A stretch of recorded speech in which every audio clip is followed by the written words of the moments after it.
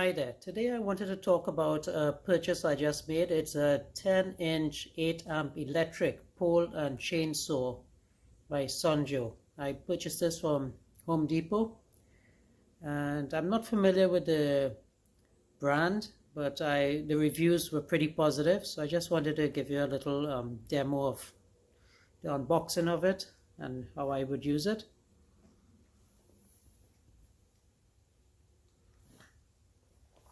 All right, let's have a look at the specs.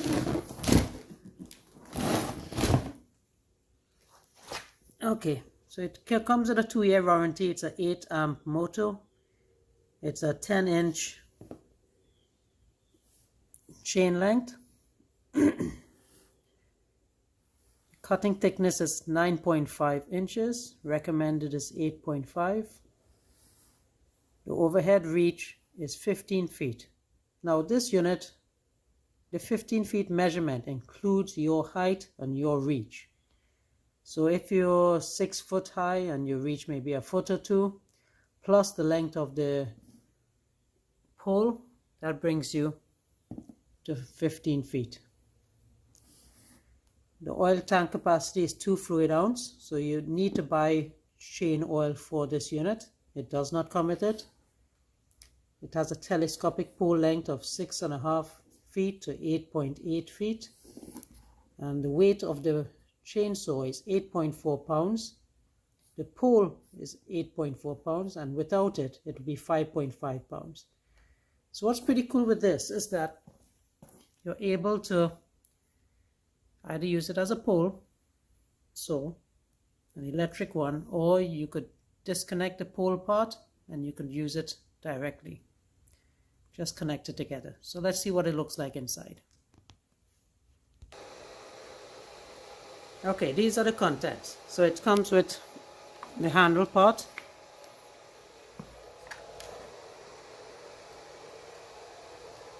it comes with the pole,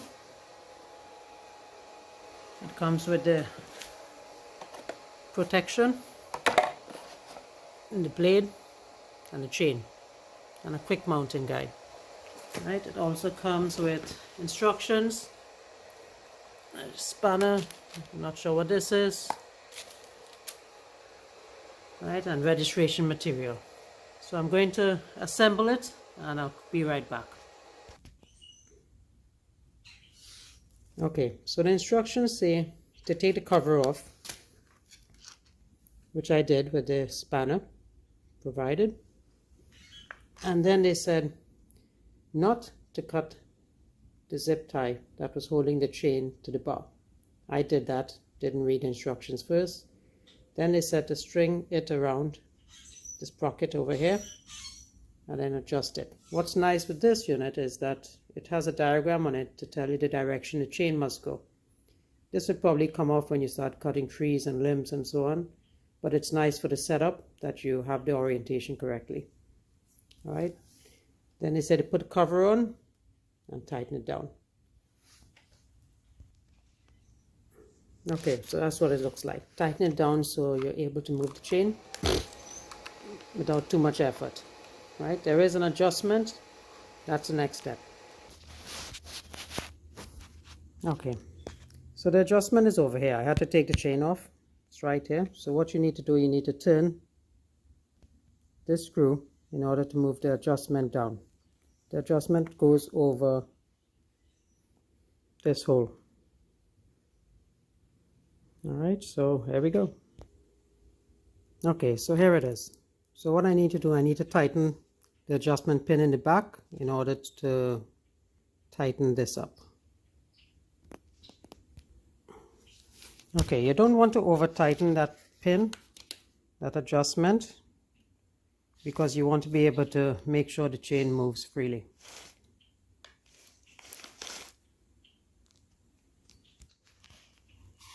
And here it is.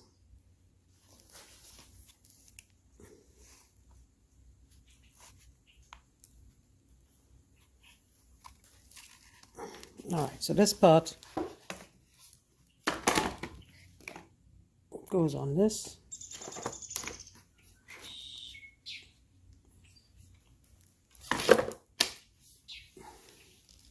All right, to release it, pull this and raise this part up.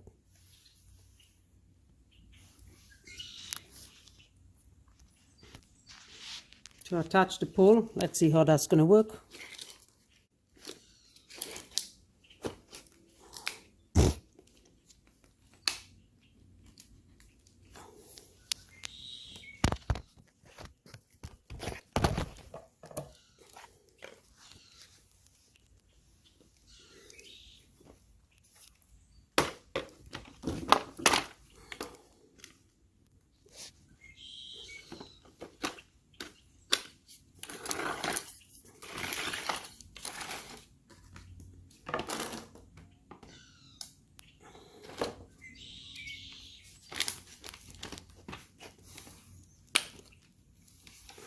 All right, there we have it.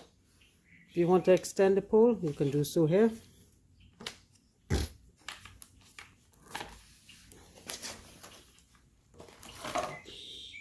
Just pull it out. I can't do it with one hand.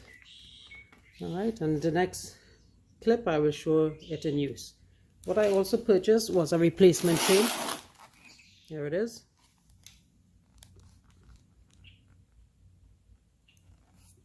And I also purchased a carry and storage bag for the unit.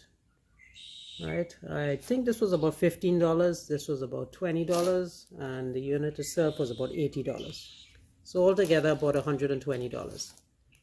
All right, so let's see what happens. I'm gonna power it on in the next clip and let's see how it works.